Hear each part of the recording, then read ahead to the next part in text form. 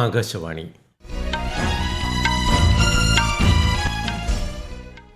നമസ്കാരം. വാർത്തകൾ വായിക്കുന്നത് ഉദയൻ കിളിയന്നൂർ.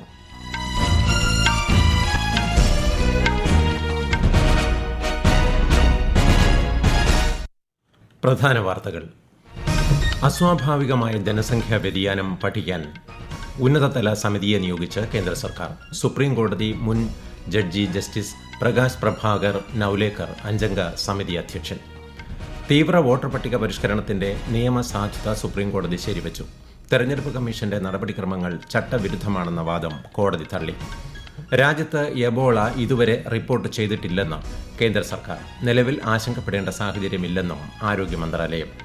മുൻ മുഖ്യമന്ത്രി പിണറായി വിജയന്റെ വീട്ടിൽ ഉൾപ്പെടെ വിവിധയിടങ്ങളിൽ എൻഫോഴ്സ്മെന്റ് ഡയറക്ടറേറ്റ് റെയ്ഡ്. രാഷ്ട്രീയ ഗൂഢാലോചനയില്ലെന്ന് ആഭ്യന്തരമന്ത്രി രമേശ് ചെന്നിത്തല.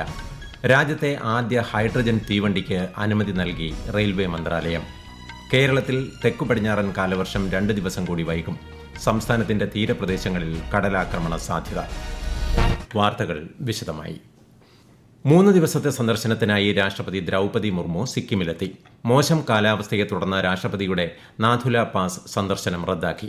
സിക്കിം സർവകലാശാലയുടെ ബിരുദദാന ചടങ്ങിൽ ശ്രീമതി ദ്രൗപദി മുർമു പങ്കെടുക്കും. അസ്വാഭാവികമായ ജനസംഖ്യാ വ്യതിയാനം പഠിക്കാൻ ഉന്നതതല സമിതിയെ നിയോഗിച്ച് കേന്ദ്ര സർക്കാർ. സുപ്രീം കോടതി മുൻ ജഡ്ജി ജസ്റ്റിസ് പ്രകാശ് പ്രഭാകർ നൌലേക്കറാണ് അഞ്ചംഗ സമിതിയുടെ അധ്യക്ഷൻ.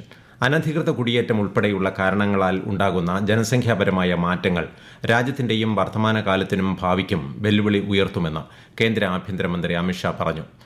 ദേശസുരക്ഷ, ക്രമസമാധാനം, ജനസംഖ്യാപരമായ മാറ്റങ്ങൾ, ഗോത്രവർഗ സംരക്ഷണം എന്നിവ വിലയിരുത്തി സമിതി കൃത്യമായ പരിഹാര മാർഗങ്ങൾ സമർപ്പിക്കുമെന്ന് അദ്ദേഹം അറിയിച്ചു. തീവ്ര വോട്ടർ പട്ടിക പരിഷ്കരണത്തിന്റെ നിയമസാധുത സുപ്രീംകോടതി ശരിവച്ചു. തെരഞ്ഞെടുപ്പ് കമ്മീഷന്റെ നടപടിക്രമങ്ങൾ 1950-ലെ ജനപ്രാതിനിധ്യ നിയമത്തിനും 1960-ലെ വോട്ടർ രജിസ്ട്രേഷൻ ചട്ടങ്ങൾക്കും വിരുദ്ധമാണെന്ന വാദം കോടതി തള്ളി.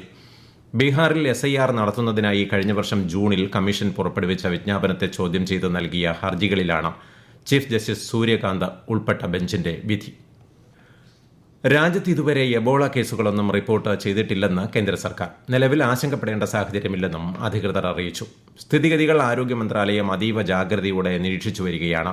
ബംഗളൂരുവിൽ എബോള സംശയത്തെ തുടർന്ന് നിരീക്ഷണത്തിലായിരുന്ന ഒരാളുടെ പരിശോധനാ ഫലം നെഗറ്റീവായതിനാൽ രാജ്യം എബോളയെ നേരിടാൻ പൂർണ്ണ സജ്ജമാണെന്നും ആരോഗ്യ മന്ത്രാലയം വ്യക്തമാക്കി. ആഗോളതലത്തിൽ ഇന്ത്യൻ മൂല്യങ്ങൾ ഉയർത്തിപ്പിടിക്കുന്നതിലും മികച്ച സംഭാവനകൾ നൽകുന്നതിലും പ്രവാസികൾക്ക് നിർണായക പങ്കുണ്ടെന്ന് കേന്ദ്രമന്ത്രി പീയൂഷ് ഗോയൽ. കാനഡയിലെ ടൊറന്റോയിൽ ഇന്ത്യൻ പ്രവാസികളുമായി സംവദിക്കുകയായിരുന്നു അദ്ദേഹം. ഇന്ത്യ കാനഡ സമഗ്ര സാമ്പത്തിക പങ്കാളിത്ത കരാറിലൂടെ വ്യാപാരം, നിക്ഷേപം, നവീകരണം തുടങ്ങിയവയിലെ അവസരങ്ങൾ വർദ്ധിക്കുന്നതായും ശ്രീ പീയൂഷ് ഗോയൽ പറഞ്ഞു. Our effort at the government level is to make it easier to work with each other. Free trade agreement, of course, will help with reducing barriers to trade, tariff and non-tariff. We will achieve a very good, fair, equitable and balanced agreement which will define the roadmap as the two economies power on. ഉത്തരക്കടലാസുകളുടെ മൂല്യനിർണ്ണയത്തിനായി ഉപയോഗിക്കുന്ന on screen marking സംവിധാനത്തിൽ പിഴവുകൾ സംഭവിച്ചിട്ടില്ലെന്ന് CBSE. പോർട്ടലിലെ സുരക്ഷാ സംവിധാനങ്ങൾ സുതാര്യവും കാര്യക്ഷമവുമാണെന്നും board അറിയിച്ചു. യഥാർത്ഥ മൂല്യനിർണ്ണയ പ്രവർത്തനങ്ങൾക്കായി വിന്യസിച്ചിരിക്കുന്ന പോർട്ടലിൽ സുരക്ഷാ ലംഘനങ്ങളൊന്നും കണ്ടെത്തിയിട്ടില്ലെന്ന് CBSE വ്യക്തമാക്കി. നീറ്റ് UG പരീക്ഷാ പേപ്പർ ചോർച്ചയുമായി ബന്ധപ്പെട്ട് 2 പേരെ കൂടി CBI അറസ്റ്റ് ചെയ്തു. ലാത്തൂർ സ്വദേശിയായ ഡോക്ടർ മനോജ് ഷിരൂരെയും പൂനെ ആസ്ഥാനമായുള്ള ഡോക്ടർ അഫാങ് പ്രഭു മെഡിക്കൽ അക്കാദമിയിലെ ഫിസിക്സ് അധ്യാപകനായ തേജസ് ഹർഷത് കുമാർ ഷായുമാണ് അറസ്റ്റിലായത്. 13 പേരാണ് ഇതുവരെ പിടിയിലായത്. രാജ്യത്തെ ആദ്യ ഹൈഡ്രജൻ തീവണ്ടിക്ക് റെയിൽവേ മന്ത്രാലയം അനുമതി നൽകി. നോർത്തേൺ റെയിൽവേക്ക് കീഴിലുള്ള സോനിപത് ജിൻ പാതയിലാണ് പരമാവധി 75 കിലോമീറ്റർ വേഗതയിൽ ഓടുന്ന 10 കോച്ചുകളുള്ള ഡെമു ട്രെയിൻ സർവീസ് നടത്തുക.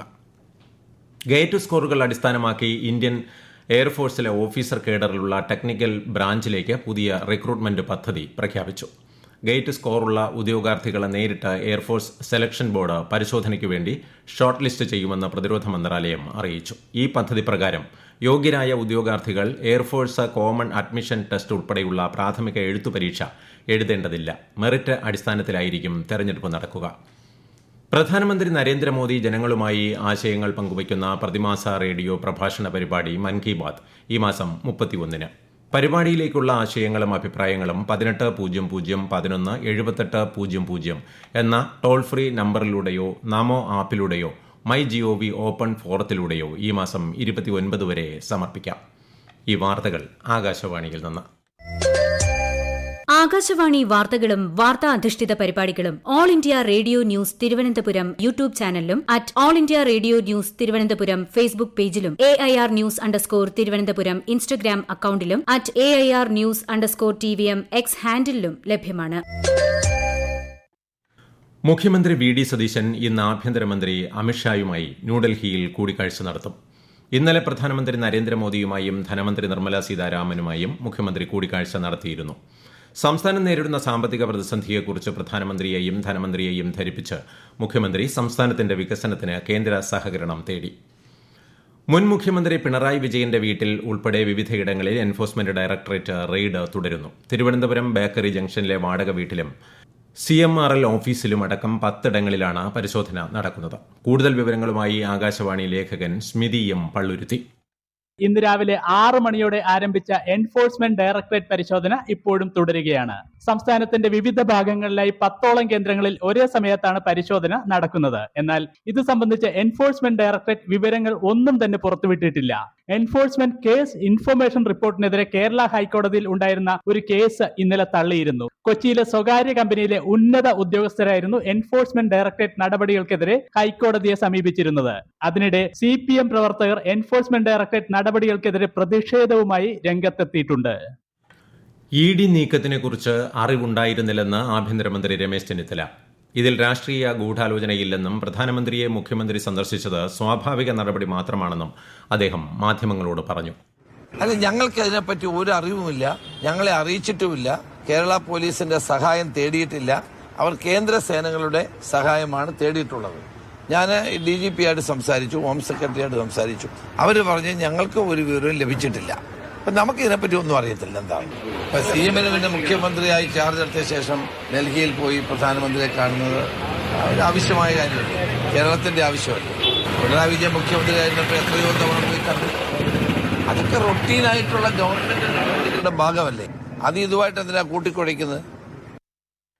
രാജ്യത്തിന്റെ വിവിധ ഭാഗങ്ങളിൽ താപനില വർദ്ധിച്ചു വരുന്ന സാഹചര്യത്തിൽ മുൻകരുതലുകൾ സ്വീകരിക്കണമെന്ന് പ്രധാനമന്ത്രി നരേന്ദ്രമോദി ജനങ്ങളോട് അഭ്യർത്ഥിച്ചു. ആവശ്യത്തിന് വെള്ളം കുടിക്കണമെന്നും വീടിന് പുറത്തിറങ്ങുമ്പോൾ വെള്ളം കൈവശം കരുതണമെന്നും കഠിനമായ വെയിലത്ത് പുറത്തിറങ്ങുന്നത് ഒഴിവാക്കണമെന്നും അദ്ദേഹം നിർദ്ദേശിച്ചു.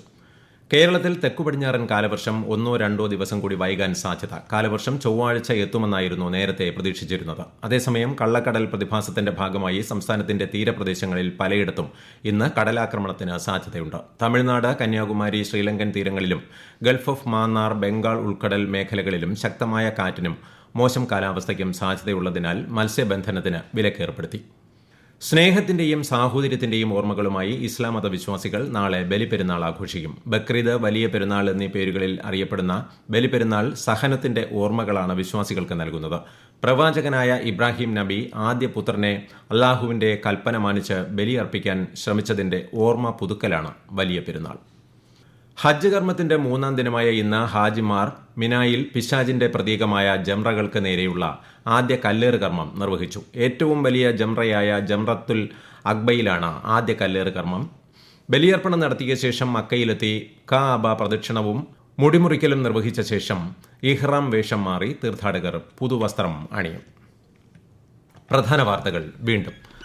അസ്വാഭാവികമായ ജനസംഖ്യാ വ്യതിയാനം പഠിക്കാൻ ഉന്നതതല സമിതിയെ നിയോഗിച്ച് കേന്ദ്ര സർക്കാർ. സുപ്രീംകോടതി മുൻ ജഡ്ജി ജസ്റ്റിസ് പ്രകാശ് പ്രഭാകർ നാലേക്കർ 5-അംഗ സമിതി അധ്യക്ഷൻ.